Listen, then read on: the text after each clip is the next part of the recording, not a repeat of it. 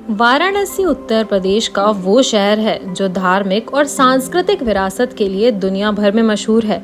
सिर्फ देश ही नहीं बल्कि दुनिया भर में लाखों सैलानी यहाँ हर साल घूमने आते हैं। वाराणसी आने के बाद यहाँ की संस्कृति में घुल मिल जाने के बाद कई विदेशी तो इस पावन नगरी में अपना घर ही बना लेते हैं। वाराणसी को बनारस और काशी के नाम से भी जाना जाता है। महादेव की काशी नगरी कोई ऐसी जगह है जो अपने आप में कहानी बयां करती है। बनारस हैंडक्राफ्ट आर्ट के लिए भी जाना जाता है और यहाँ की प्रसिद्ध कला है गुलाबी मीनाकारी। तो चलिए आइए समझते हैं क्या है ये मीनाकारी आर्ट वर्क।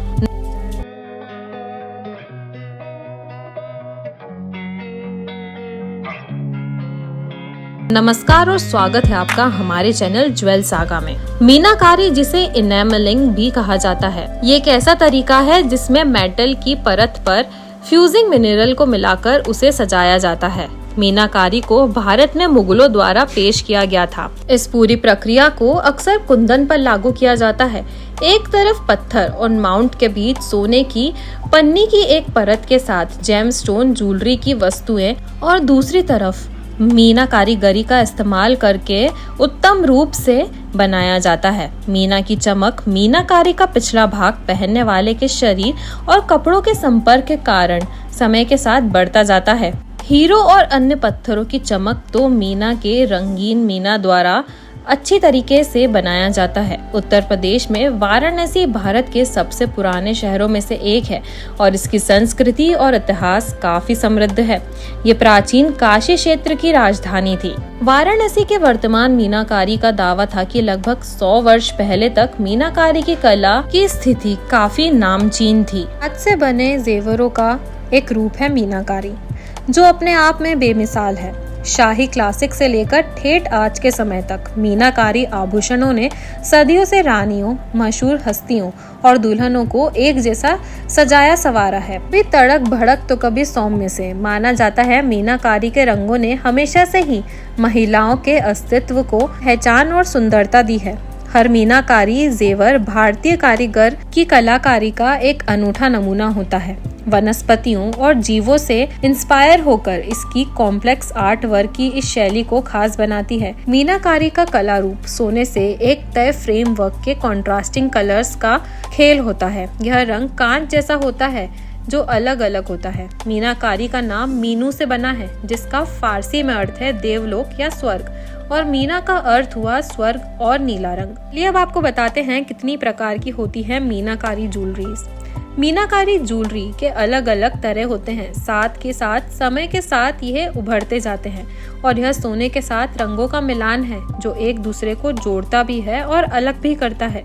सबसे पहला है खुला मीनाकारी आभूषण का ये स्टाइल प्रकृति और आमतौर पर पाए जाने वाले 4 रंगों यानी लाल, नीला, हरा और सफेद का बहुत खूबसूरती से आपस में तालमेल बिठाया जाता है। खुले मीना को अलग अलग तरह के डिजाइनों के को बनाने के लिए पीले सोने पर रंगीन तामचीन यानी मीना की एक पतली सी परत लगाई जाती है। इस्तेमाल की गई तामचीनी पारभासी होती है। यह वजह है कि सोने की चमक में हर रंग चमकता है। इसके बाद है पचरंगा मीना, रंगों की कलात्मक पैकेट यानी पचरंगा 5 रंगों को मिलाकर बनाई जाती है, जिनमें से 3 सफेद रंग, लाल और हरे होते हैं और 2 रंग नीले रंग के और 2 शेड होते हैं। 5 अलग अलग तामचीनी रंगों का ये संयोजन पंचरंगा मीना की एक बहुत ही सुस्पष्ट अभिव्यक्ति होता है। आभूषणों की इस मीनाकारी शैली में शुद्ध सोने की किनारी आकर्षण को बढ़ा देती है और बाकी के सभी 5 रंगों को मुखर कर देती है। पचरंगा मीना की चीजों की चमक किसी भी पोशाक, कार्यक्रम या अवसर को रोशन कर सकती है। इसके बाद है गुलाबी या बनारसी मीना।